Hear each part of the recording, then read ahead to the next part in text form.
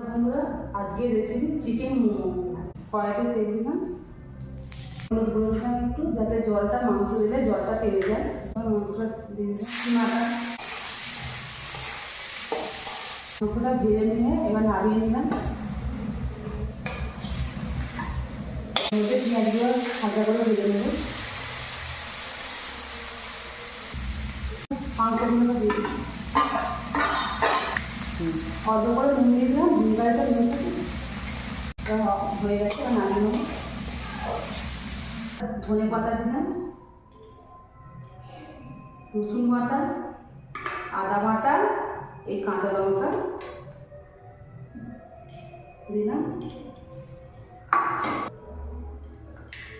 1 চামচ গোলমরিচ,